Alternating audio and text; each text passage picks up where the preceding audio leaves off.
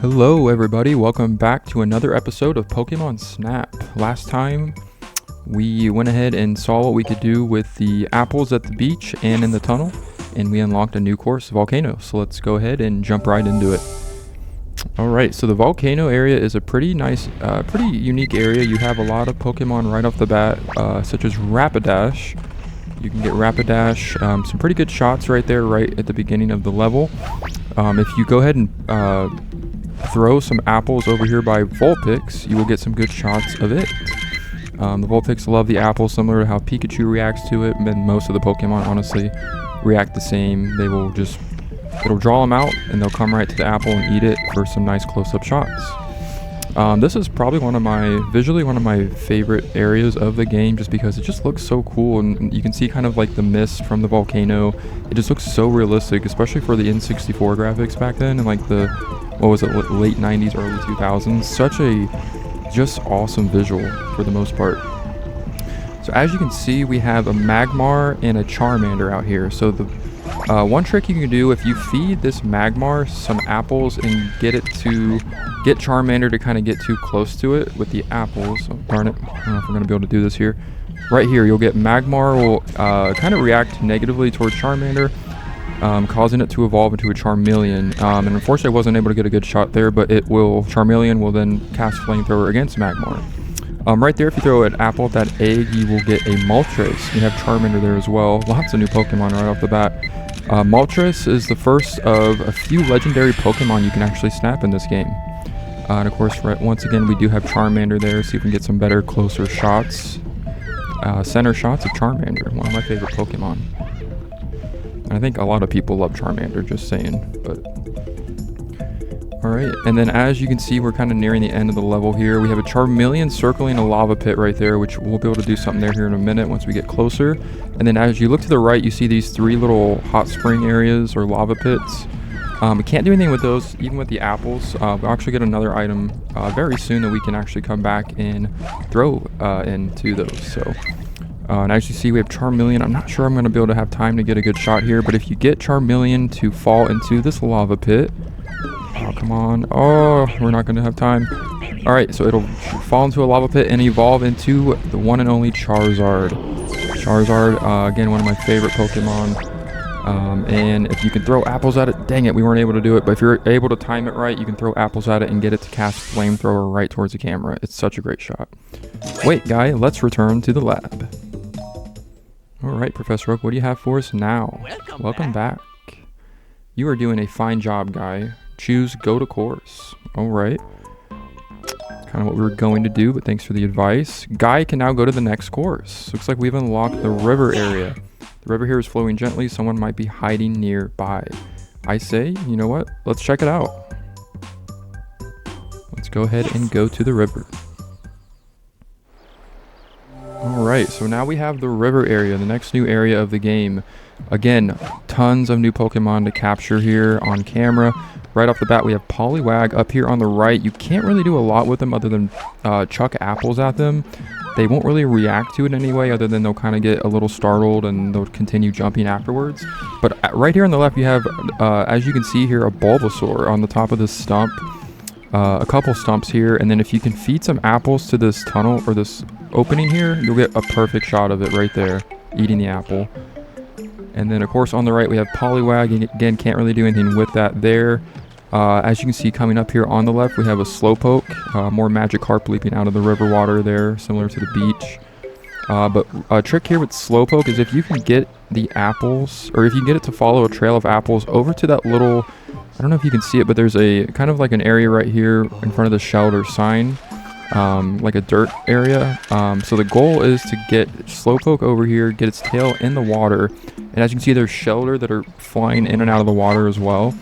Once a shelter snaps onto Slowpoke's tail, it then evolves into Slowbro. So as you can see there, you can get some nice shots, get it centered and facing your camera, and you can get some nice shots of Slowbro as well as Slowpoke. Alright, we have another one there in case you missed the first one. There's a lot of smoke coming out from that area over there. We can't do anything with it yet, but there is something to be revealed there later on. As you can see, we have Metapod that are kind of string shotted up to the top of these trees. As you can see, even the apples, Metapod has such a strong like skin.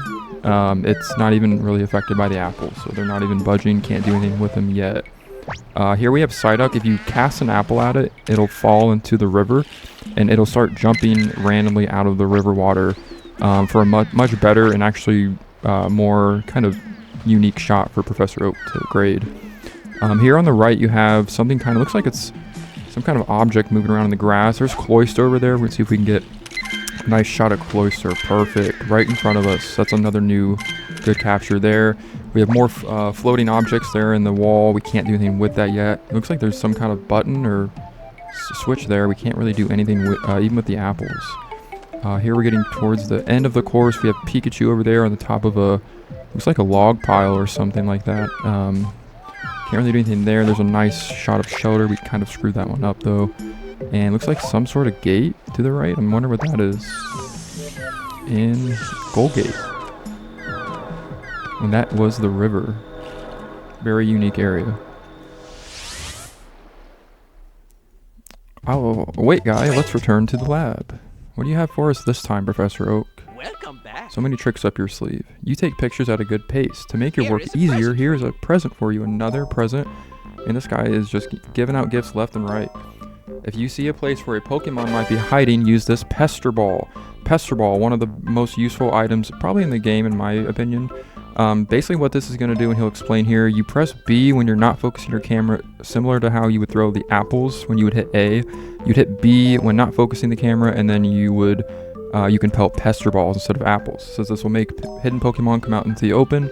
I do not need you to repeat this, so no thank you.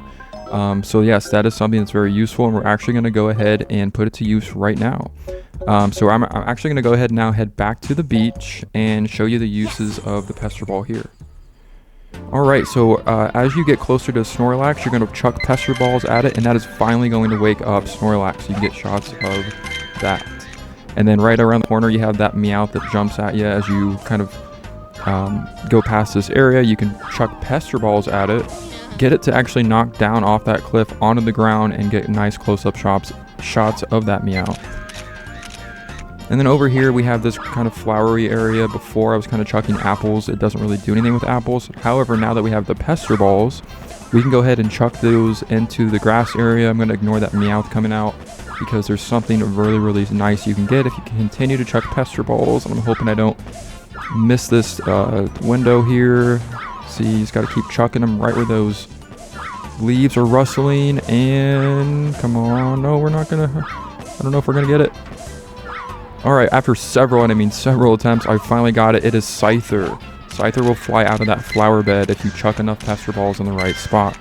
This one is very hard. As you see, there's two Pikachu that come out with it. It's very nice. This one's kind of difficult to get, but once you do get it, very rare Pokemon. And of course, if you're going for 100% completion, I recommend it.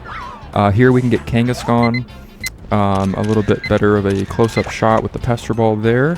And then also one last trick, if you shoot those Pidgeys down with the Pester Ball, they will never make it to Meowth, which means he survives the whirlwind attack. And he dances. Alright, Meowth, that's enough happiness. And that is the remainder of the beach and what you can do. The main difference is with the Pester Ball.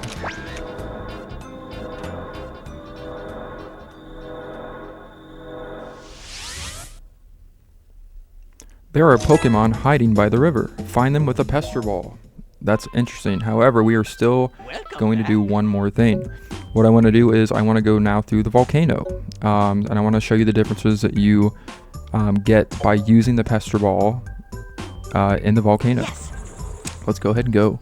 So first off, I want to show this better shot of Magmar casting Flamethrower and Charmander, then it evolving into Charmeleon. As you see, that's a much better shot of that. So Charmeleon gets up and says, you know what, I'm not going to take this anymore, and defeats Magmar. I like that. He falls down. That's funny. I just love that you can do that.